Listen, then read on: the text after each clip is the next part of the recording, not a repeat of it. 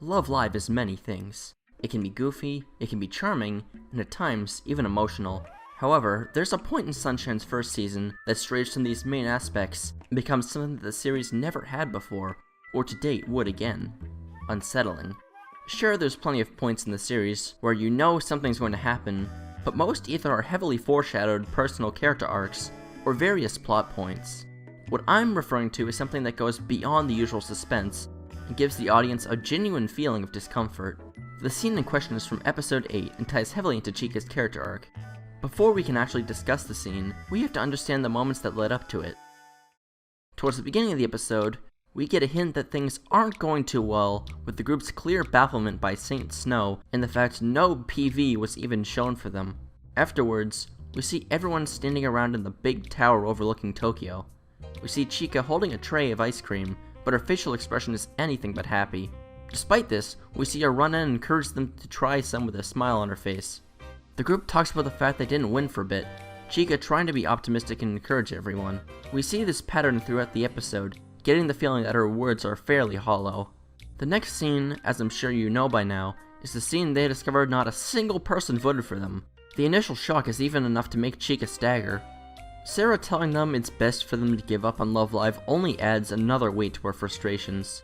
The train scene gives us a bit of a speech from Chika, as she has in the past when encouraging the other members. This abruptly shifts, however, when Yu asks her if it frustrates her. The music even cuts out, Chika giving a half-hearted response that nobody seems to believe. When they return to the station, schoolmates of theirs show up and ask them about their performance. Keep in mind, they said before the trip that they were rooting for them. We get our last half-hearted response here in the form of Chika responding, "That would be good," to going to Love Live. Her facade begins to crack over as Daya greets them too. Ruby finally breaks down crying, leaving us with a shot of Chika with her eyes obscured by shadow. The next couple bits are mostly reflection on the 30 years in the past. But not to reiterate what I already said about the scene fairly recently, Daya establishes just how hard being an idol is compared to how it used to be. Despite Chika's best efforts, Daya admits that it wouldn't ever be enough without the support to back them. Chika's distress is more than clear to the audience by this point, but there's something off about Chika's attitude and demeanor.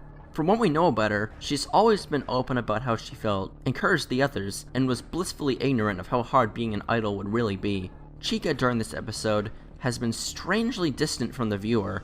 We don't get any internal monologue, only the saddened looks or facades she puts up.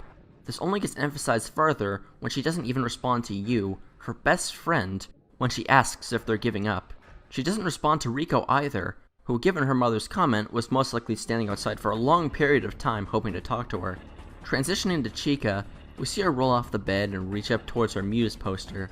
Being her very inspiration for becoming an idol, there's pretty clear symbolism for her wishing she could be like Hanukkah. We see her thoughts of Saint Snow and the Zero form in her thoughts, however, and she lets her arm flop down to the floor. The next scene is the one I've been alluding to this entire video. It starts off with Riko waking up, walking onto her balcony. Seeing Chika heading down towards the beach, Riko runs down herself. She starts calling Chika's name towards the ocean, her voice gradually rising in panic until Chika eventually pops up. She mentions how she wanted to see if she could hear the ocean, just like Riko had before to give her inspiration with the piano. We get confirmation that she wants to keep going, but her voice eventually cracks, and then breakdown. But it's not the breakdown itself that makes this so unsettling, it's the lead up. The fact is, most likely, even if just for a moment, Riko thought Chika had tried to drown herself. It sounds like a wild interpretation, but I don't see any other way to interpret this. For starters, we know Riko saw Chika running towards the beach, so it's highly likely she knows she wasn't just running away from home. On top of this, if Chika really had tried running away, why would she be yelling at the ocean? This is not the face of someone who's just worried her friend might have run off somewhere. What makes the scene work even better is that it's told partially from Riko's perspective. Unlike Yu or Kanan, Riko hasn't known Chika for long, and unlike the first years, is much closer to her. We're introduced to the series about the same time that Riko moves to Uchiura, so we have roughly the same perspective of Chika that she does. It also ties into Riko's past interactions, with Chika warning her not to swim yet because of the cold water and her trying to hear the sounds of the ocean as Riko had before.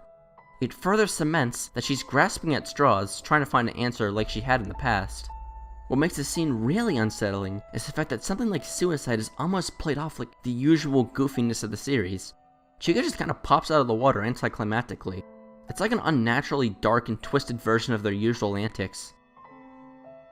All these little things combined together make the viewer not only wait in suspense for the eventual breakdown, but suddenly give them more than enough reason to even be disturbed. By putting the viewer in this state, it adds to the emotion of the breakdown by drawing in the viewer with amplified anticipation. In fact, it's the whole way the episode was set up that makes this my favorite breakdown in Love Live altogether. To this day, no other Love Live breakdown has done this to quite the same extent. Of course, this was only the first breakdown, so at some point in the future, I'll discuss what happened when 0 became 98.